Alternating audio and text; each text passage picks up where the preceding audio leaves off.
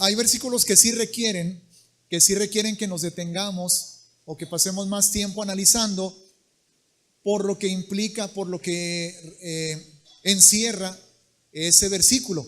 Entonces, vuelvo a leer los versículos 1 y 2 de Romanos capítulo 1, donde la palabra del Señor dice: Pablo, siervo de Yahshua HaMashiach, llamado a ser apóstol, apartado para el evangelio de Dios, que él había prometido antes por sus profetas en las santas escrituras. Ok, hasta ahí.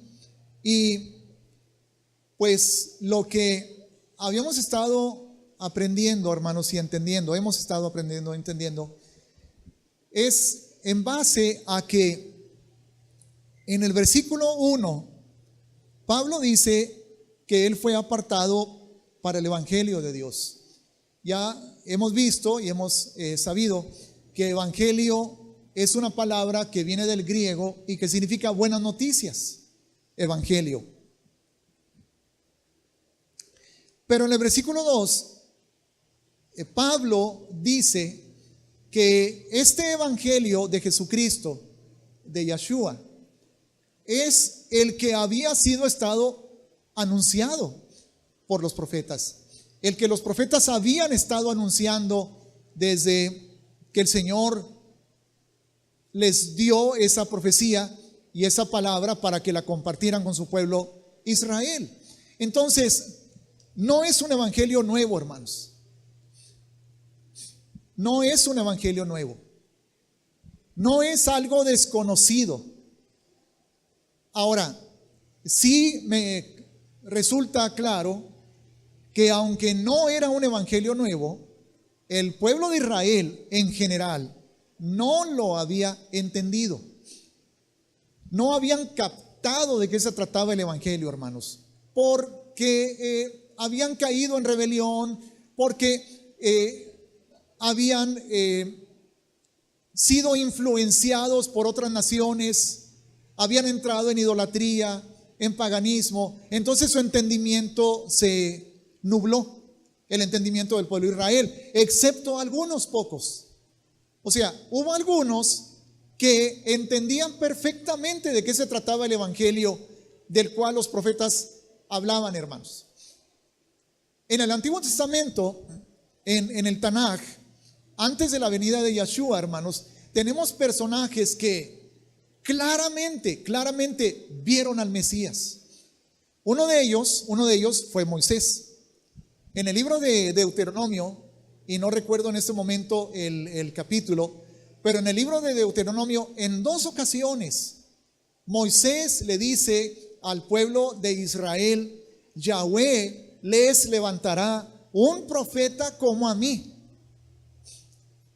A él oirán. Le van a hacer caso a él. Eso dijo, hermanos. Entonces él entendió que el ministerio de él, de Moisés, su vida, su labor como libertador, como guía de Israel, para sacarlos de la tierra de Egipto, para llevarlos a través del desierto, para introducirlos, aunque no fue él el que los introdujo por su propia desobediencia, pero era el propósito llevarlos a la tierra prometida. Él entendió, hermanos, que todo eso era una profecía de alguien que vendría a hacer eso en un nivel mucho mayor que como lo hizo él.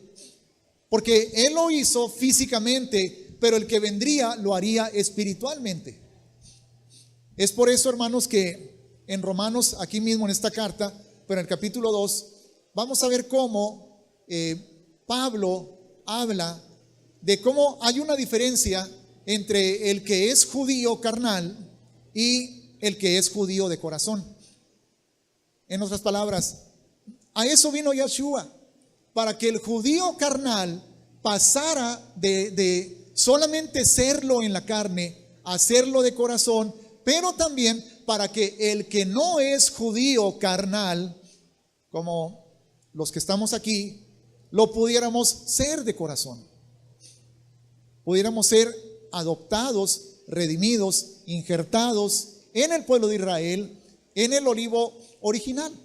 Y en ese capítulo 2 también Pablo habla acerca de la diferencia, hermanos, al final del capítulo 2, entre conocer la Torá solamente en letra y conocerla en espíritu, o hacer la Torá solamente por la letra y hacer la Torá pero desde el espíritu. ¿Ok? En los tiempos antiguos, hermanos, en los tiempos bíblicos, se consideraba adoración a Yahweh los sacrificios, los animales que se presentaban. Pero Yeshua, cuando habló con la mujer samaritana, y lo podemos leer en Juan capítulo 4, le dijo, la hora viene, porque miren, decía, la discusión era entre Yeshua y la mujer samaritana, porque la mujer samaritana le dijo a Yeshua, ¿cómo es posible que tú, siendo un hombre judío, me hables a mí y me dirijas la palabra, que soy una mujer y además samaritana? Porque dijo la samaritana, los judíos y los samaritanos no se llevan bien, porque ustedes dicen que se tiene que adorar en Jerusalén, adorar en Jerusalén, y nosotros decimos que se tiene que adorar en este monte.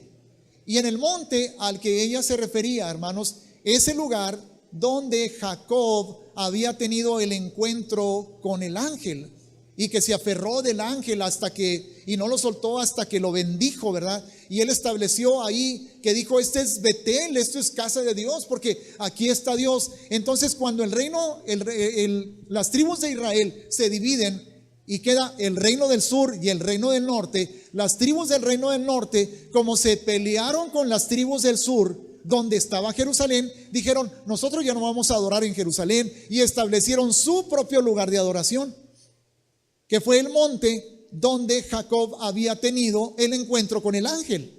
¿Ok? Porque dijeron, es la casa de Dios. Entonces dijeron, este es el lugar correcto. Y los judíos, no, Jerusalén es el lugar correcto, ¿verdad? Ahora, Yeshua, ¿a quién le dio la razón? ¿A los judíos o a los samaritanos? A los judíos. Porque les dijo, ustedes adoran lo que no saben, nosotros adoramos lo que sabemos. O sea, nosotros somos los que estamos bien, ustedes se apartaron, ¿verdad?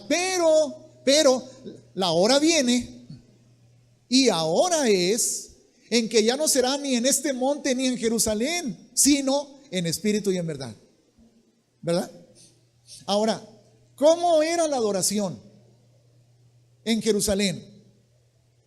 ¿Cómo era la adoración? Sí se cantaba, sí se hacían oraciones, sí se bendecía a Dios, pero ¿por qué en Jerusalén? ¿A poco no podía una persona adorar a Dios en su propia casa? Así que ¿por qué en Jerusalén? Ahí estaba el templo. ¿Y qué se hacía en el templo? Se ofrecían sacrificios. Eso era adoración, hermanos. Entonces, una cosa es guardar la Torá en la letra, y otra cosa es guardarla desde el corazón. Una cosa es adorar a Yahweh en lo físico, y otra cosa es adorarlo en espíritu y en verdad. Una cosa es presentar sacrificios de animales, y otra cosa es ofrecer sacrificios de alabanza. ¿Sí o no?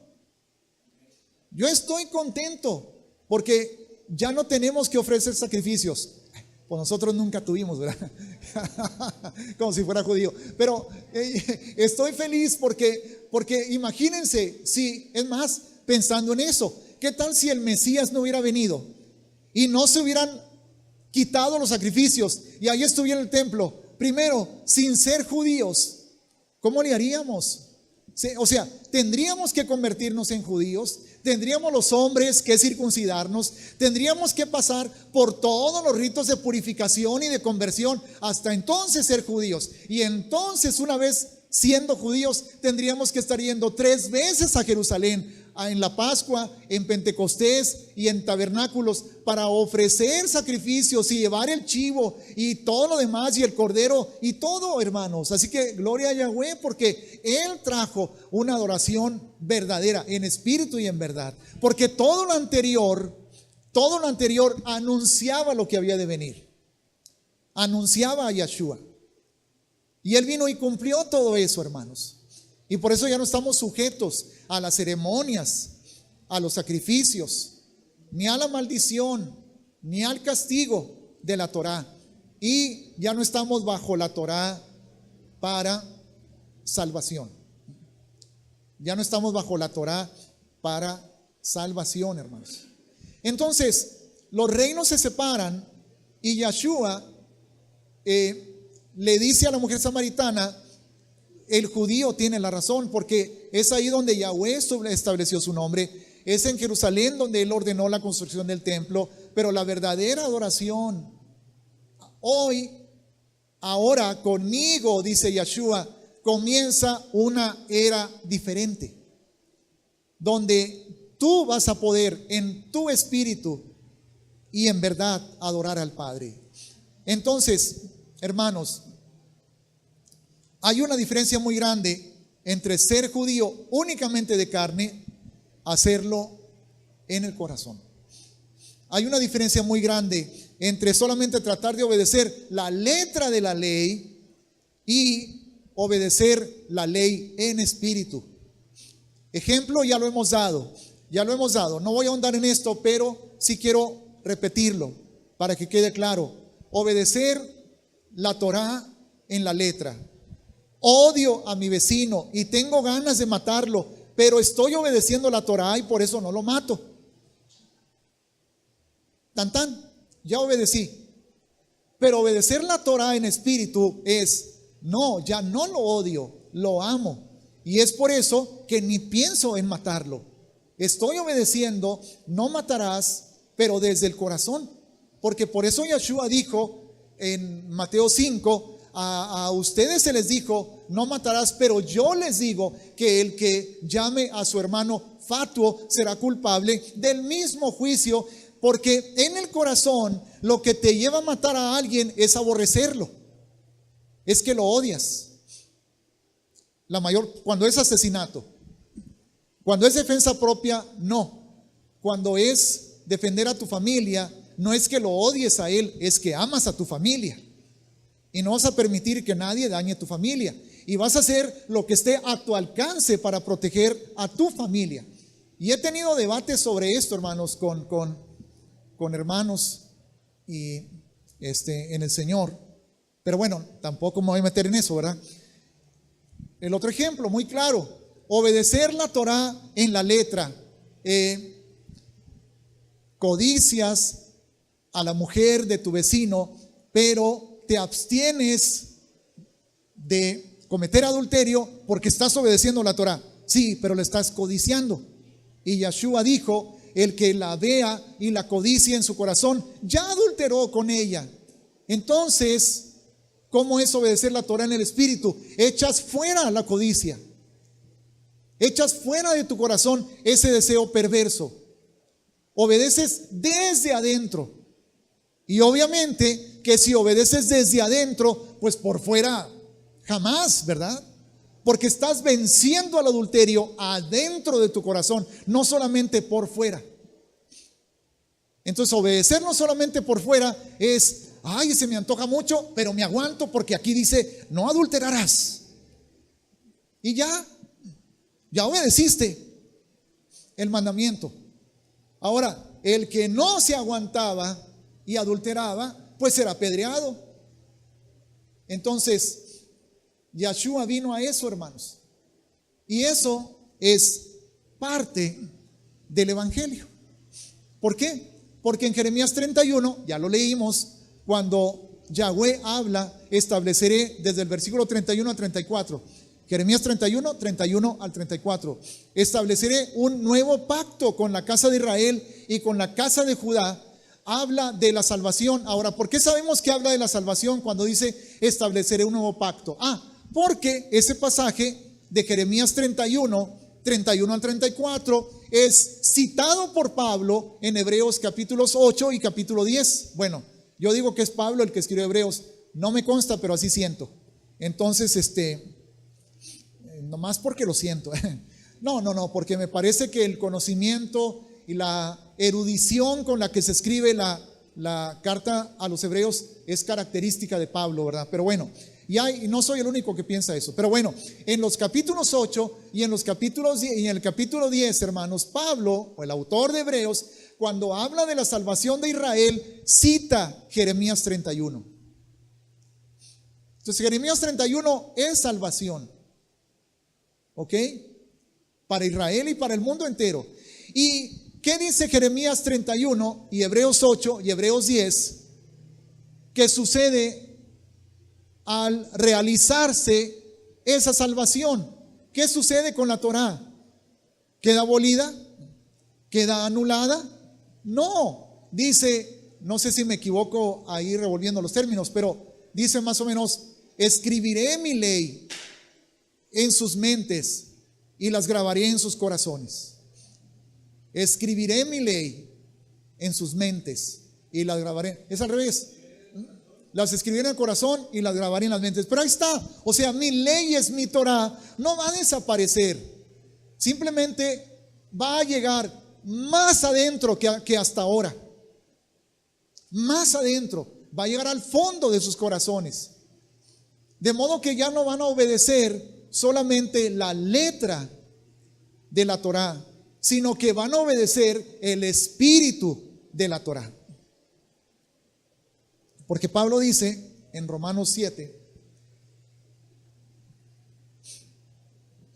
que la ley es buena y es justa y el mandamiento es santo. Es buena, hermanos, es buena. Siempre se le trata de ver como ley, esclavitud. Ley te muestra el pecado. Claro que te muestra el pecado porque te muestra el carácter santo de Yahweh. O sea, es como si dijéramos que el foco es malo. Decir que la ley solamente sirve para mostrar el pecado es como si dijéramos que los focos son malos porque cuando los prendes se ve el cochinero de tu casa. Digo, no de la tuya, no, de otra gente, de otra parte. Aquí no, ¿verdad? Pero cuando llega una persona a tu casa, ay, nomás no te fijes, por favor, porque ay, es que no he tenido tiempo. Y dices que no veas el mugrero, ¿verdad? Ah, bueno, pues apaga las luces. O pone cortinas oscuras a las ventanas y siéntalos ahí sin que se vea nada. Y si prende la luz, se ve el mugrero y por eso la luz es mala, ¿verdad? Sí se ve el mugrero, pero no sirve nada más para eso la luz, ¿verdad? La luz muestra el camino, te permite caminar sin tropezarte, te muestra dónde están los peligros, dónde es el camino malo y el camino bueno, te muestra cuál es la voluntad de Yahweh, cómo es su corazón, cómo es su carácter, qué le agrada y también qué no le agrada. Pero claro que te va a mostrar el pecado, por supuesto, pero se le quiere ver como que eso es para lo único, para lo que sirve, pero no es así. Gloria al Señor. Entonces, el Evangelio, las buenas nuevas, dice el Evangelio que Él había prometido antes por sus profetas en las santas escrituras. Para saber cuál es el Evangelio, hermanos, y en qué consiste el Evangelio, para saber de qué se trata el Evangelio, ya lo hemos visto esto, estoy así como repasando. Si tú le preguntas a cualquier persona, a cualquier cristiano, yo estoy seguro que te van a contestar bien, pero no completo. Te van a contestar bien, pero no completo. A cualquier pastor pregúntale, a cualquier maestro de la Biblia, si a mí me hubieras preguntado hace un año, 2 años, a ver, ¿en qué consiste el Evangelio? Te van a decir lo más importante. ¿En qué consiste el Evangelio? ¿De qué se trata el Evangelio? Ah, que Cristo vino a salvarnos. Amén. Y es, hermanos, lo más importante. Lo enfatizo. Es lo más importante, pero no es lo único. Lo que hemos estado entendiendo, lo que hemos visto ya, hermanos, en pasajes como el Salmo 130, versículos 7 y 8, en Isaías 9, 6 al 7, en Isaías 56, del 1 al 7, en Jeremías 31, del 31 al 34 y en Ezequiel 37, Esos son los pasajes que ya hemos visto. Y es por eso que nos hemos entretenido tanto con estos versículos 1 y 2 de Romanos 1. Porque implica otros pasajes de la palabra. Pero lo que hemos visto, hermanos, en estas profecías del Evangelio, en los profetas de las Sagradas Escrituras, que es el Antiguo Testamento, y no quiero decir que el Nuevo Testamento no son Sagradas Escrituras, porque sí lo son, pero son las Sagradas Escrituras a las que Pablo se refería cuando escribió Romanos, porque cuando Pablo escribió Romanos todavía no existía el Nuevo Testamento.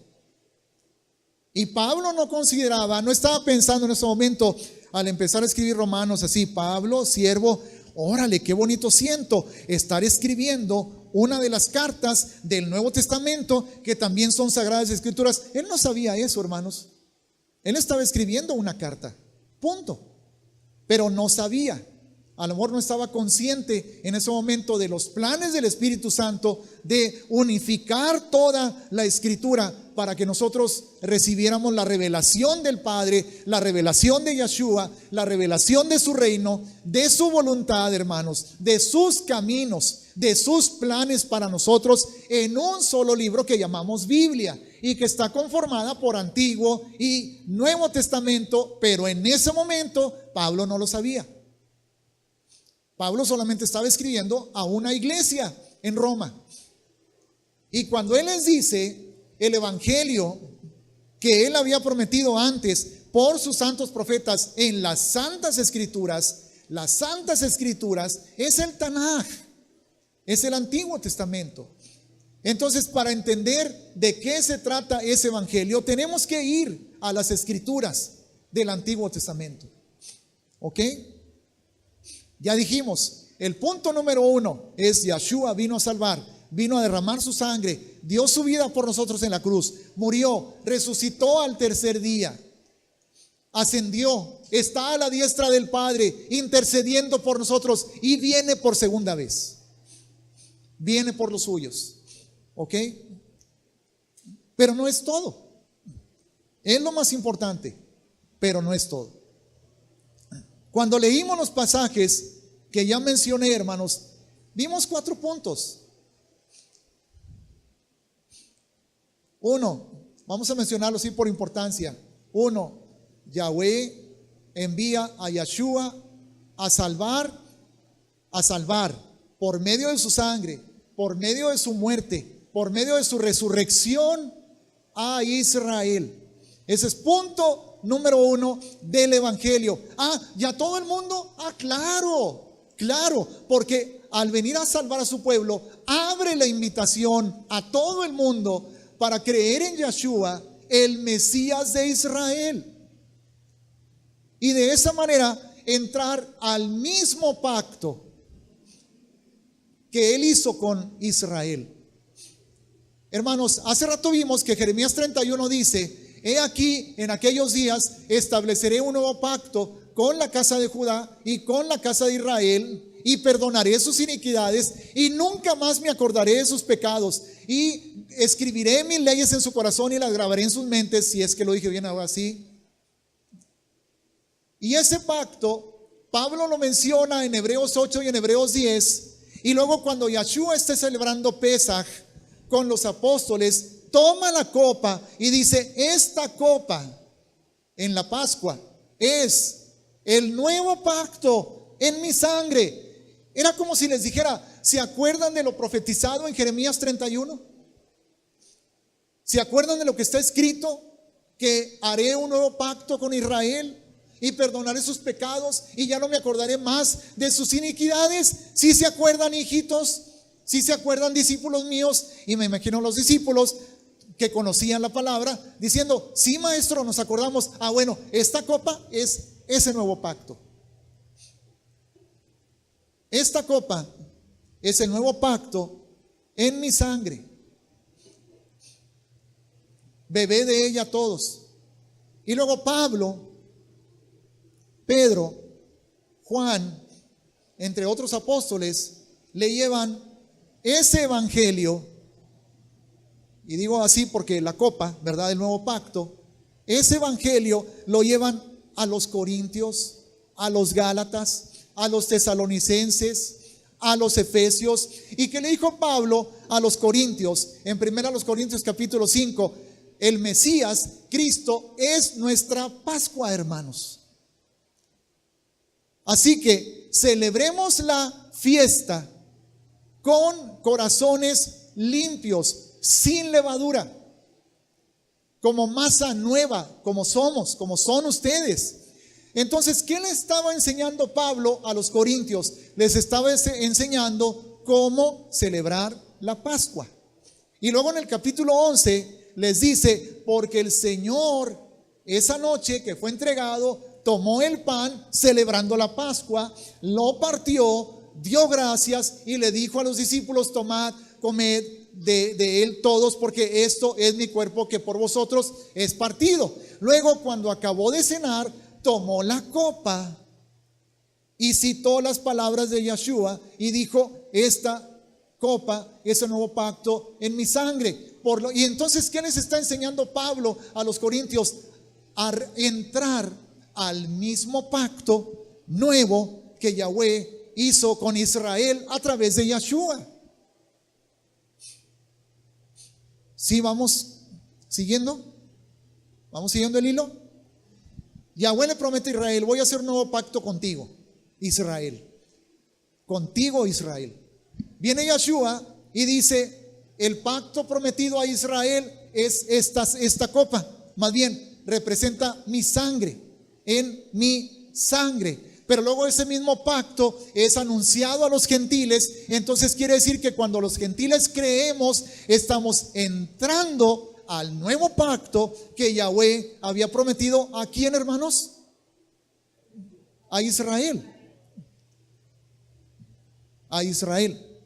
El pacto que Yahweh estableció, la promesa que dio de voy a enviar mi salvación, voy a perdonar sus pecados, ya no me voy a acordar de sus iniquidades. Él hizo un pacto, hermanos, de cumplir eso.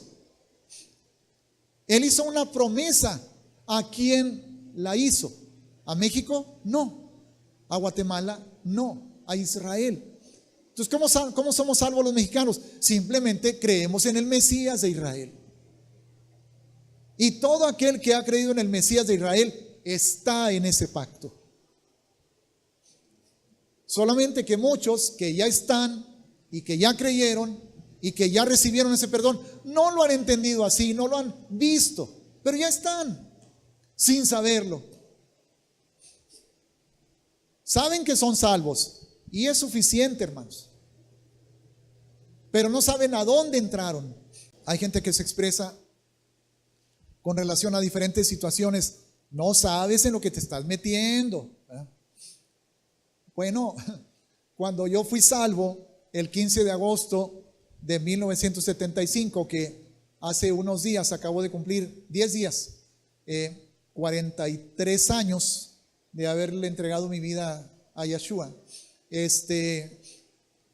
Creo que fue un año después de que nací, ¿verdad?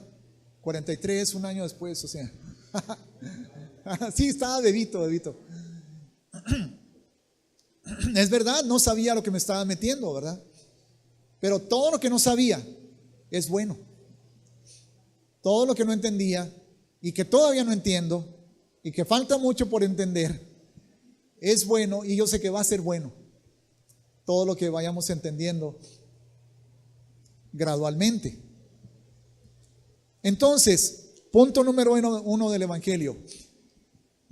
Salmo 130, versículos 7 y 8. Yahweh redimirá a su pueblo de sus pecados.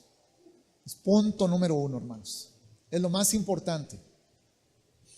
Aun si lo otro no sucediera, ya la salvación es más que suficiente. Pero no es el único punto.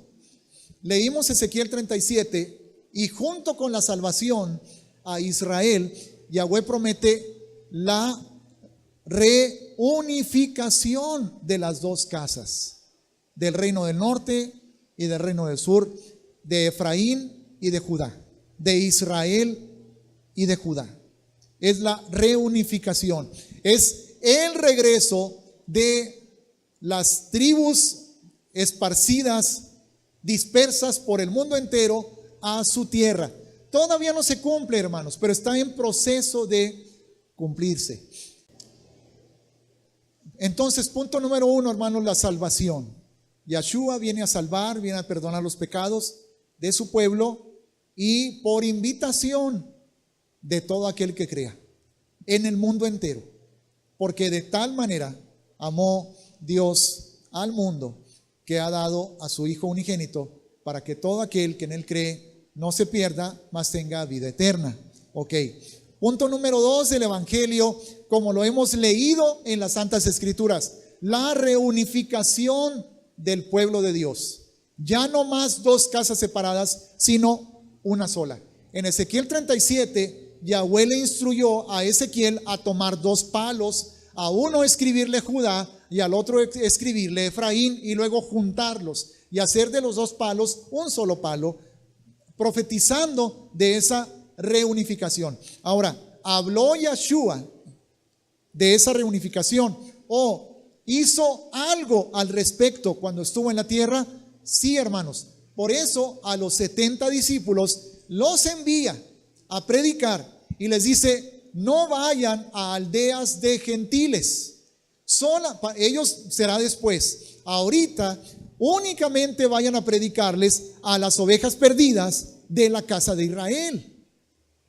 Porque esas ovejas perdidas de la casa de Israel son el hijo pródigo, el menor, el que se fue, el que se perdió entre los paganos, el que se fue a convivir con cerdos y a prostituirse y a practicar las costumbres paganas y a pervertirse. Entonces, ese hijo pródigo es Israel, al cual yo estoy llamando a regresar a su padre. Entonces, Yeshua trabajó para el cumplimiento de esa parte del evangelio profetizado de la reunificación de las dos casas.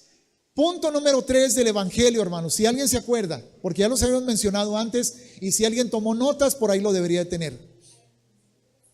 La inclusión de los gentiles. Ahí estamos nosotros. Ahí estamos nosotros. Y está profetizado en las escrituras del Antiguo Testamento. Está profetizado y lo vamos a leer, hermanos. ¿Ok? Y punto número 4 del evangelio: restaurar el reino de Israel con el Mesías como su rey eterno. Restaurar el reino de Israel con el Mesías como su rey eterno. Esos, hermanos, son los 4 puntos del evangelio. ¿Ok? Como está escrito en Hechos 1:6, donde dice: antes de que el Señor ascendiera al cielo, entonces los que se habían reunido le preguntaron diciendo: Señor, ¿restaurarás el reino a Israel en este tiempo? ¿Por qué estaban preguntando eso, hermanos? ¿Cómo supieron? ¿De dónde sacan esa idea? De que el reino de Israel va a ser restaurado. ¿De dónde la sacan? Nadie sabe de dónde. De las escrituras. No pedía que me dijeran el libro, capítulo y versículo, nomás de las escrituras. Está profetizado que el Señor restaurará el reino de Israel, pero ellos querían saber si era en ese tiempo. Yeshua no les dijo sí o no, nada más les dice: no os toca a vosotros saber los tiempos o las sazones que el Padre puso en su sola potestad. Ustedes solamente vayan y prediquen, porque para eso van a recibir el Espíritu Santo. Para eso van a recibir la unción. Pero no dijo que no, y no dijo cuándo, solamente les dijo: no les toca a ustedes saberlo, pero está profetizado. Sí va a restaurar, hermanos, Yahweh, el reino a Israel. En otras palabras, no como ahorita. Ahorita no está eso. No porque ya es una nación, no porque ya existe un estado que se llama Israel, ya está el reino. No, hermanos, Israel está en cierta manera, como todo el mundo, sometido a un régimen global. Israel no es 100% soberano. No es 100% soberano. Como México tampoco lo es. Como Estados Unidos tampoco lo es. Porque hay gobiernos mundiales. Hay Naciones Unidas. Hay tratados de esto, de lo otro. Entonces, hermanos, no hay un rey en Israel. Benjamín Netanyahu, el primer ministro, no es rey. Y no será siempre primer ministro. ¿Ok? Cuando Yeshua venga y ponga sus pies sobre el monte de los olivos y acabe con la injusticia, Él va a exaltar a Israel como cabeza de las naciones, hermanos. Zacarías 14, Zacarías 12, 13, 14 es parte del evangelio, porque ahí está profetizado que después de una invasión destructiva contra Jerusalén, Yahweh se va a manifestar y va a aparecer su salvación. Y entonces Israel será restaurado, Jerusalén será restaurada y los enemigos de Israel serán destruidos. Y eso está repetido en Apocalipsis 19. Los enemigos de Jerusalén, los enemigos de Israel serán destruidos. Y vendrá Yeshua, el hijo de David, a quien se le prometió a David: y pondré tu reino, estableceré tu reino para siempre. Pero no será David el que reinará, hermanos, será Yeshua, el hijo de David, el que reinará. Entonces, Israel será la nación más importante y más poderosa de toda la tierra. Y Jerusalén será la capital del mundo. No Roma, ni Washington, ni la Meca. Será Jerusalén. Entonces se cumplirá que se restaurará el reino de Israel. Por eso, hermanos, a Israel se le dijo, porque ustedes son nación santa, real sacerdocio, pueblo adquirido, me falta uno, linaje escogido. ¿Cómo sabemos que eso se le dijo a Israel? Bueno, ¿quién lo escribió eso? Pedro. Primera de Pedro, capítulo 2, versículo 9. ¿A quién se lo dijo, hermanos? Todo el mundo dice, no, pues a la iglesia, ¿verdad? Pero en los versículos 1 y 2 del capítulo 1 dice a quién está dirigiéndole Pablo esas palabras. Y le está dirigiendo, Pedro. Pedro esas palabras se las está dirigiendo a todos los de la dispersión. Quiero verlo. Es 1 Pedro, capítulo 1, versículo 1, donde dice: Pedro, apóstol de Jesucristo, a los expatriados de la dispersión en el Ponto, Galacia, Capadocia, Asia y Bitinia, a los judíos, hermanos. ¿Ok? A los israelitas, no necesariamente judíos, israelitas, porque las tribus fueron esparcidas. Entonces a ellos, a los que Pedro les dirige esta carta. Ahora quiere decir, entonces esta carta no es para nosotros. Si eres creyente en Yeshua, sí es para ti. Pero directamente, literalmente, se le dirigió a Israel. Entonces en el capítulo 2, versículo 9, a Israel les dice: mas vosotros sois linaje escogido. ¿Por qué linaje, hermanos? Porque es una herencia generacional. Viene desde Abraham, Isaac, Jacob y los 12 hijos de Jacob. Cada uno de Zabulón, de Neftalí, de Rubén, de Judá, de Isaacar, de Benjamín, etcétera, de Gad, de Aser, pero de cada una de las 12 tribus, hermanos. Por eso les dice linaje escogido, real sacerdocio. ¿Saben ustedes que cuando Yahweh congregó a Israel en el monte Sinaí, Él les dijo, no me acuerdo si es el capítulo 19 de Éxodo por ahí: ustedes son una nación de sacerdotes. Ahora, ¿qué significa ser sacerdote? Significa ser alguien que sirve de vínculo, de contacto entre las personas y el Creador. Alguien que ministra a Yahweh a favor del pueblo. Entonces, es cierto, hermanos, que dentro de Israel hubo una tribu que se convirtió en la tribu de sacerdotes, que es la tribu de Leví. Pero la nación entera, el plan de Yahweh era que ellos fueran sacerdotes para el resto de las naciones. Que ellos como nación revelaran a Yahweh y en el momento indicado revelaran al Mesías y revelaran la salvación. Entonces Pedro aquí, hermanos, se refiere a ellos. Ahora, ¿estoy yo bien o mal al yo adjudicarme esa descripción a mi propia vida? Estoy bien, porque al haber creído en Yeshua ya me hice parte de Israel. Entonces yo soy por añadidura, por adopción, pero ellos lo son por herencia genética.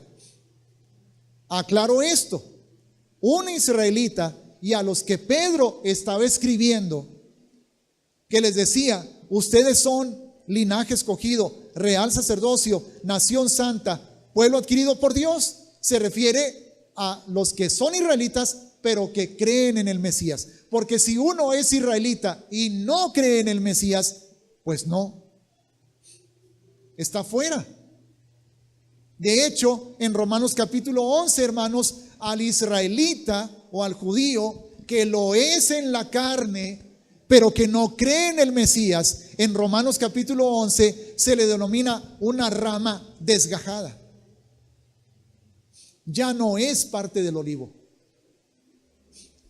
Por muy judío que sea, por muy circuncidado que esté, por mucho que celebre Shabbat y las 7 fiestas anuales, pero si no cree en el Mesías, ha sido desgajado. No tiene parte. Tita el otro día me compartió una información de un predicador muy famoso de San Antonio que se conoce por tener una amistad muy fuerte con la nación judía, con la nación de Israel. Muy fuerte, actualmente. Él conoce gente de gobierno y los recibe en su congregación y todo, pero afirma que los judíos no necesitan a Yeshua para ser salvos. Terrible error, hermanos. Y más que error, es una blasfemia. Es una blasfemia. Porque está quitando la importancia a todo lo que Él sufrió. Es como decir que Él vino a morir en la cruz solamente porque los gentiles éramos los que estábamos en pecado, no Israel. Pero Pablo en Romanos 3 claramente dice, pero acusamos tanto a judíos como a gentiles, que todos están bajo pecado. Todos están bajo pecado.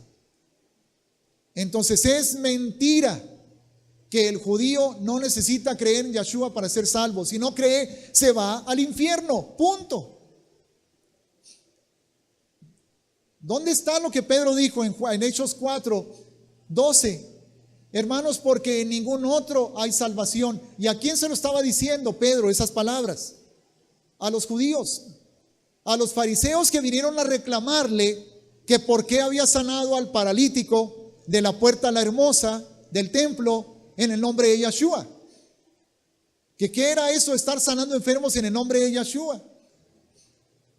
Entonces Pedro le responde, le dice, hermanos, es que en ningún otro nombre hay salvación. Porque no hay ningún nombre bajo el cielo dado a los hombres en que podamos ¿quiénes? Los judíos, ser salvos. No hay. Es mentira, hermanos. Si el judío no cree en Yeshua, así como si el árabe no cree en Yeshua, como si el chino no cree en Yeshua, el mexicano, todos nos vamos al infierno si no creemos en Yeshua. Entonces, esta promesa, mas vosotros sois linaje escogido, real sacerdocio, nación santa, pueblo adquirido por Dios, para que anunciéis las virtudes de aquel que os llamó de las tinieblas a su luz admirable, ya es una realidad de nosotros y en los israelitas que han creído en Yeshua. Pero es una promesa dada a ellos, porque con ellos hizo un pacto Yahweh desde tiempos antiguos. Y porque el Señor prometió en las Sagradas Escrituras, en el Antiguo Testamento, que va a poner a Jerusalén como cabeza. Y déjenme ver si no me equivoco en mi memoria, si no me falla la memoria, pero estoy buscando Isaías y sí es correcto, no me falló la memoria, capítulo 2, versículos del 1 al 4. Dice: lo que vio Isaías, hijo de Amós, acerca de Judá y de Jerusalén, acontecerá. ¿Cuándo, hermanos, acontecerá? ¿Cuándo? En lo postrero de los tiempos. ¿Qué significa postrero? Yo, que come mucho postre. No, significa último. Acontecerá en lo postrero de los tiempos, lo último de los tiempos, que será confirmado el monte de la casa de Yahweh como cabeza de los montes. Cabeza de los montes. ¿Qué es un monte, hermanos? ¿Qué es un monte? ¿Perdón? Una montaña, un cerro. Pero ¿cómo cabeza de los montes? Si hasta el Ajusco es mayor. El Everest, no se diga, es el más alto de todo el mundo. Pero aquí dice que Sión, el monte donde está la casa de Yahweh, será confirmado como cabeza de los montes. ¿Qué quiere decir eso? El más importante. Y correrán a él todas las naciones. ¿Qué va a pasar? Al monte donde va a estar el templo, ahorita no hay. Donde estuvo el templo y va a estar, a ese monte van a correr todas las naciones. Todas las naciones. Y alguien dirá, a ver, somos 7,000 millones de personas en el mundo. ¿Cómo vamos a caber 7,000 millones de personas ahí? Espérate. Para eso existen los delegados, para eso existen los embajadores, los representantes. ¿Ok? Cada nación de la tierra va a mandar a sus representantes a Jerusalén. ¿Para qué creen que van a ir, hermanos? Para adorar, para ofrecer sacrificios. Va a llegar el chivo ruso y va a ser sacrificado ahí. Va a llegar el cordero mexicano, de lo más sabroso que hay en el mundo, y va a ser sacrificado ahí. Va a llegar la vaca española y va a ser sacrificada ahí. Y no lo digo en broma, hermano, lo estoy diciendo en serio. Los capítulos 40 al final de Ezequiel son una descripción de los sacrificios de animales que se van a realizar en el templo en el milenio. En el milenio. Sí va a haber sacrificios de animales. Y yo hice la misma cara que Arturo cuando yo escuché eso por primera vez. Bueno, la estoy haciendo más bonita todavía, pero así es, hermanos, va a haber sacrificios de animales. Y el sacrificio siempre lo que pensamos, y el sacrificio de Yeshua, es que no van a ser sacrificios para salvación, hermanos. Van a ser sacrificios de tributo. Van a ser sacrificios de declaraciones de lealtad a Yahweh. Van a ser señales de obediencia y de fidelidad y de adoración físicos, pero va a haber sacrificios. ¿Ok? Para eso, claro que hay que estudiar la palabra más detenidamente para entenderlo mejor. Pero entonces dice, y correrán a él. ¿A dónde van a correr? Al monte donde va a estar el templo, todas las naciones. Y vendrán muchos pueblos y dirán, ahora, ¿esto, hermanos, ya se cumplió, sí o no? ¿Ya se cumplió o no se ha cumplido? Ay, ¿ya se cumplió? Sí o no se ha cumplido, sí. ¿Ya se cumplió o todavía no se cumple? No se ha cumplido. Porque dice en lo postrero de los tiempos. ¿Ok? ¿Ahorita se puede hacer eso? No, hermanos, ahí están los musulmanes. Tú puedes visitar, puedes subir al monte del templo, pero no puedes orar. Mucho menos presentar un sacrificio. ¿Ok? El judío puede subir brevemente, pero no puede orar. La misma policía israelita arresta a los judíos que desobedecen esa ley porque oran y se atreven sabiendo que los van a arrestar, pero lo hacen, algunos.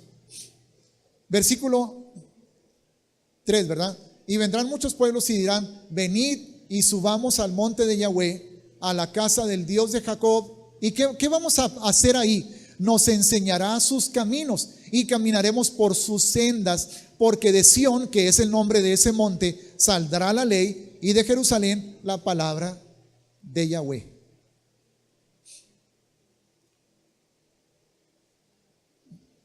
No quiero tener una actitud soberbia, ni vanidosa, ni nada de eso.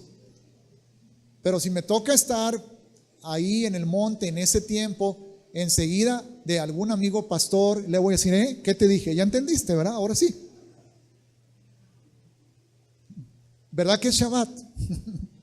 ¿Verdad que hay que celebrar las fiestas? ¿Verdad que no debemos de comer puerco, ni camarón, ni pulpo? Porque de Sión, ahora en el milenio, hermanos, todas las naciones, ¿qué va a salir de Sión? ¿Qué va a salir de Sión?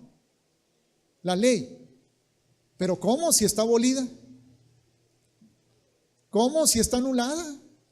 Si Yahshua ya está obsoleta. Me lo acaba de decir alguien hace poco. Está obsoleta.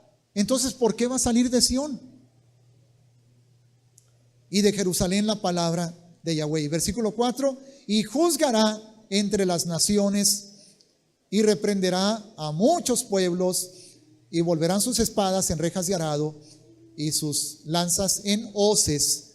No alzará espada nación contra nación, ni se adiestrarán más para la guerra. Esa es una de las maneras en que entendemos, hermanos, que este pasaje no se ha cumplido. Porque hay guerras, todavía hay violencia en la tierra. Pero eso se cumplirá en un tiempo donde ya no habrá violencia. Y así será el milenio, porque Yahshua va a reinar. Entonces este es uno de los pasajes que también anuncian el evangelio, hermanos. Jerusalén, Sión, cabeza de los montes, de ahí saldrá la ley. Y no solamente eso, correrán todas las naciones a Jerusalén. Irán al monte de Sión, todas las naciones. Israel reinará, Yahshua reinará. Y es por eso que los discípulos en Hechos capítulo 1, versículo 6, le preguntan a Yahshua: Señor, ¿restaurarás el reino a Israel en este tiempo? Porque sabían y conocían esas profecías, hermanos. Entonces, los 4 puntos del evangelio. 1. Bueno, los 4 puntos que hasta ahorita hemos entendido ser los más importantes. 1, salvación. Salvación para Israel, el pueblo de Yahweh, y a través de Israel para todo el mundo. ¿Y saben que hay un pasaje que confirma eso que estoy diciendo? De que la salvación para todo el mundo es a través de Israel. Juan capítulo 4, donde Yahshua dice: porque la salvación viene de los judíos. Versículo 22. Vosotros adoráis lo que no sabéis. Nosotros ¿quiénes? Cuando dice Yahshua nosotros en primera persona del plural, ¿a quién involucra? Los judíos. Nosotros los judíos adoramos lo que sabemos, porque la salvación viene de los judíos. No nada más dijo la salvación viene de el Mesías, que sí es así, obviamente. La salvación viene a través del Mesías. Los judíos no nos salvaron, nos salvó el judío Yahshua. Un solo judío nos salvó. Pero la salvación viene de los judíos, porque la venida del Mesías judío es el resultado del cumplimiento de la promesa de salvación al pueblo judío. Por eso La salvación viene de los judíos. Qué tremendo que la salvación vino de los judíos, hermanos. Se llevó esa salvación a los gentiles. Muchos creyeron.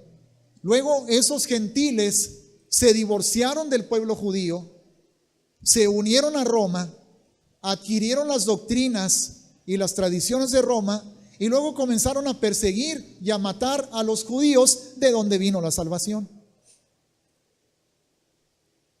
Incomprensible. Pero esa es la obra del diablo, que odia a Israel.